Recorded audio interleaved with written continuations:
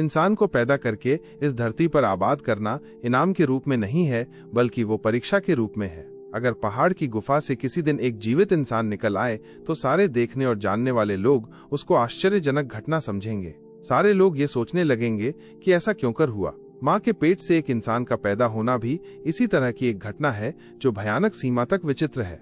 लोग माँ के पेट से जीवित इंसान को पैदा होते हुए देखते हैं, लेकिन वे उसके बारे में कुछ नहीं सोचते। यह अंतर क्यों है? इसका कारण यह है कि माँ के पेट से इंसान का पैदा होना प्रतिदिन की एक घटना है। बार बार देखने के कारण लोग इस घटना के आदी हो गए हैं, इसलिए वे इसको फॉर ग्रांटेड लिए रहते हैं। वे इस मामले में सोचने की जरूरत नहीं समझते। लोग अगर इस मामले पर गंभीरता से सोचें तो वे इंसान के जन्म की घटना में रचयिता के अस्तित्व की खोज कर लें। जब वे देखें कि एक जीवित और विवेकपूर्ण इंसान पैदा होकर धरती पर चल फिर रहा है, वो देखता और सुनता है और बोलता है, तो उनको महसूस हो कि हर इंसान रचयिता के अस्तित्व की एक चलती फिरती निशानी साइन है। हर इंसान लोगों को अपने रचयिता का एक जीवित परिचय प्रतीत होने लगे। इसी तरह इंसान जब पैदा होकर मौजूदा जमीन प्लैनेट अर्थ पर आता है तो वो पाता है कि वहां उसके लिए एक पूरा जीवन सहायक प्रणाली, लाइफ सपोर्ट सिस्टम मौजूद है। ये जीवन सहायक प्रणाली इतनी परिपूर्ण परफेक्ट है कि कोई मूल्य दिए बिना वो इंसान की हर छोटी और बड़ी जरूरत को बहुत ही श्रेष्ठ रूप में पूरा कर रहा है।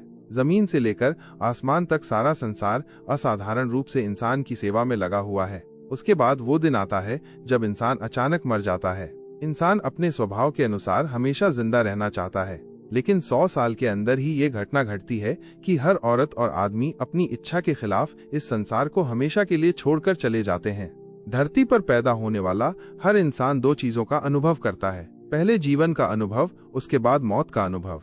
अगर इंसान गंभीरता से इन घटनाओं पर सोचे तो वो निश्चित रूप से एक बहुत बड़ी हकीकत को खोज लेगा। वो ये कि इंसान को पैदा करके इस धरती पर आबाद करना इनाम के रूप में नहीं है, बल्कि वो परीक्षा, टेस्ट के रूप में है।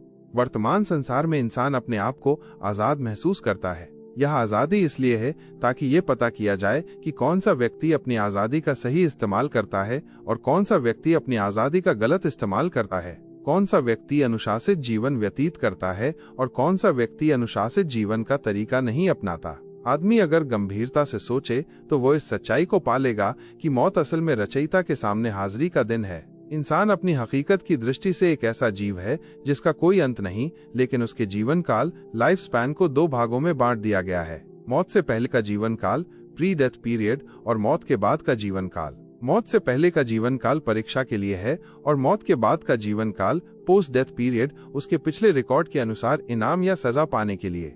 इंसान आज अपने आप को इस संसार में एक जीवित और विवेकपूर्ण अस्तित्व के रूप में पाता है। ये जीवित और विवेकपूर्ण अस्तित्व एक शाश्वत, इटर्नल अस्तित्व है।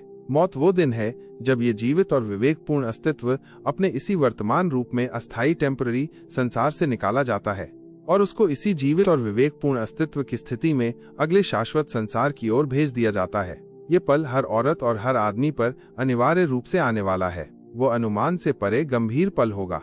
मौत के बाद आने वाले इस जीवन काल में यही वर्तमान इंसान होगा, लेकिन उसके सारे संसाधन उससे हमेशा के लिए छूट चुके होंगे। उसके पीछे वह संसार होगा जो उससे हमेशा के लिए छूट गया और उसके आगे वह संसार होगा जहां उसको पूरी तरह से बिना साधन के हमेशा के लिए रहना है। समझदार वो है जो इस आने वाले दिन के लिए अपने आप को तैयार करे।